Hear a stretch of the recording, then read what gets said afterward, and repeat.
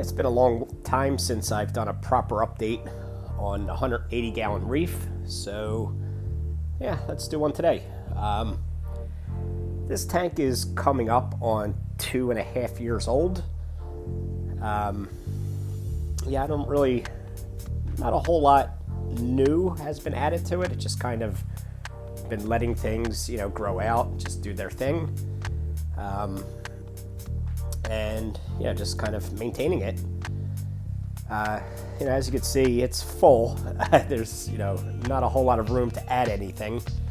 And what's kind of been happening is, as certain things have really filled in, they've kind of stolen the space from other things.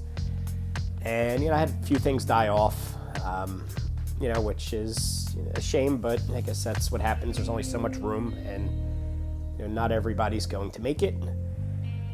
So I've just kind of let, nature take its course there. And as you can see, pretty much all of the corals, up the top have reached the surface. There is nowhere else for them to go. And that's kind of, where it's at right now. I should probably, get in there and just chop everything back and kind of, reset some things, like, this giant colony over here. It's just taking up so much room, and I don't think it looks as nice as it used to when it was, a lot lower down. Because now all of the color and everything's up there at the surface, you don't really get to see it. So maybe I'll have to just go in there and just completely weed that one out and start over. I don't know. It's a fast grower. It's a bird's nest. Same thing with the pink one. And I had this green Acropora. Yeah, they all basically just, reach the surface, and I've just been trimming them back, up there. Which, leaves a lot of shaded areas where I can't really grow anything. But that's okay. It makes all these little caves and everything that the fish seem to enjoy.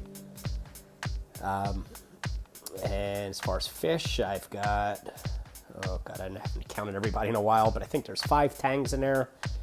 So you see I've got the blue tang, there's a Desjardins Salfin tang, I've got a yellow tang, there's a powder brown tang, and there is a Tamini tang in there, which I think you see him on the left there, the yellow fins.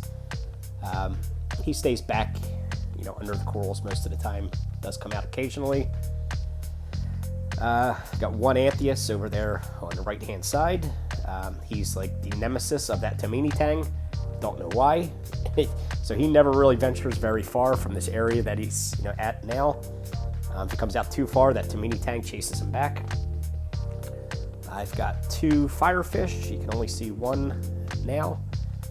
They basically live underneath of this Hollywood Stunner chalice. Got various wrasses. There is a 6-line wrasse in there somewhere. He's always zooming back and forth. I've got 2 Melanoris wrasse. There's a male and a female. I've got the solar wrasse right there. There's the 6-line. 1 angelfish. There's a flame angel.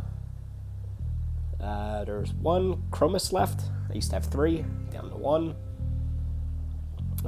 2 clownfish over on the left-hand side, and I'll try and get a picture in a little bit.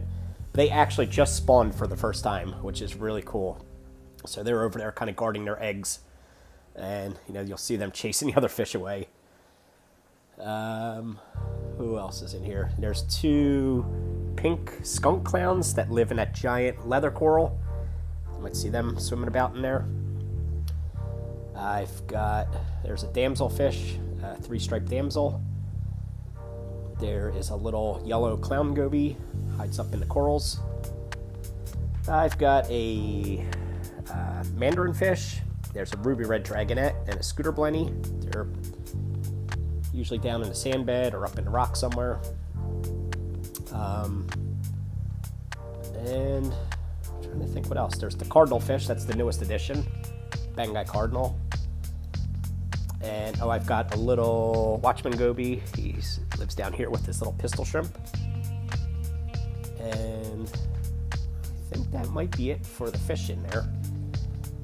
There's 2 cleaner shrimp. They're usually up here on the left-hand side, up in this corner. I do have one of those blood red fire shrimps who's always hiding back in this area. Doesn't come out very often. Various snails, hermit crabs, emerald crabs. And I think that's about it. If there's anything else in there I might be forgetting. There's an urchin in here somewhere, a little sea urchin. And that's all that I can remember. So all the fish and the livestock and everything in there is doing really good. Happy about that. Everybody's healthy, fat. I probably feed them too much, but they seem to enjoy it.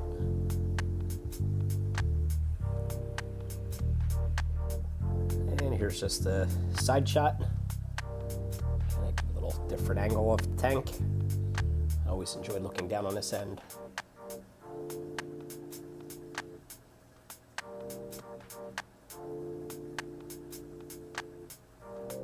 It's just always fun watching fish dart in and out of the corals, little caves and rocks and everything. And I don't know if I can get it to focus on there, but those little orange spots are the clownfish eggs, and you can see them over there kind of protecting their spot. It's kind of a weird angle, so I can't really get the camera to focus. But that's cool. That's the first time that I've ever seen them do that. It's always fun to see the fish, you know, do what fish do.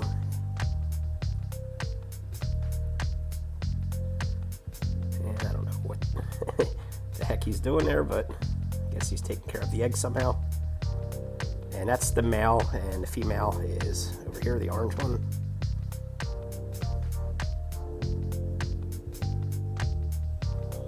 And here's just a closer shot of my little watchman goby. This was actually the very first saltwater fish I ever owned, and he's still with me. So that's pretty cool. He's been through a lot. I've had him for, I don't know, since I started 4 years ago, something like that. And he's down there with his little pistol shrimp buddy somewhere. He kind of decided to live underneath this purple coral. There he is. See him for a second there. And they're constantly pushing sand out, and a lot of times they bury this coral. That's why it's got these spots in it where I have to keep blowing the sand out. And I had some other corals which got buried and killed, but that's what they do. And got some rock flower anemones. There's 2 there, pretty large, nice and opened. This guy's all closed up. I was cleaning the glass, and he didn't like being disturbed. There's another one.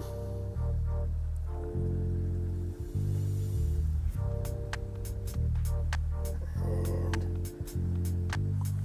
there's some zoanthids. And then this huge leather coral. I'm just amazed at how big this thing got. I bought this thing at Petco.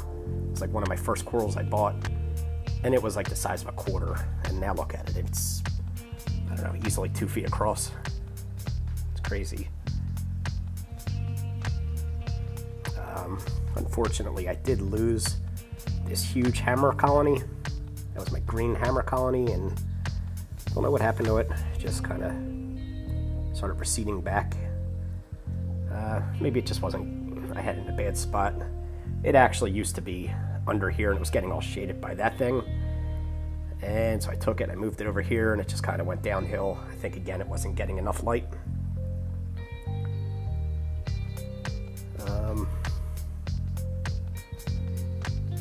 Then in here, so way back in, I think it was like January, a lot of my rockwork had fallen forward, and this thing got crushed. That thing got all broken apart.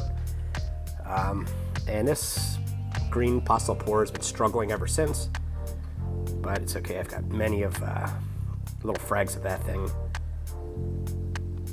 so if it doesn't make it, I can always start over with that. This guy's doing great, Stylophora. I got a couple of acros up here, and a bunch of other stuff over here. So yeah, that's about it, I guess, for this tour. I don't want to stay in here too long. But if you guys have any questions or anything, just drop them below. I'd love to answer them. And yeah, I really need to do more updates on this tank. Problem was, it really wasn't a whole lot going on. I mean, but now that I'm looking at it through the viewfinder, it does look pretty nice. I should probably take some more videos of it and post them up. But yeah, so that's about it, I guess, for today's update. If you guys have any questions or comments, leave them below. If you like the video, thumbs up. Hit subscribe if you want to see more. And I will catch you guys in the next video. Thanks for watching.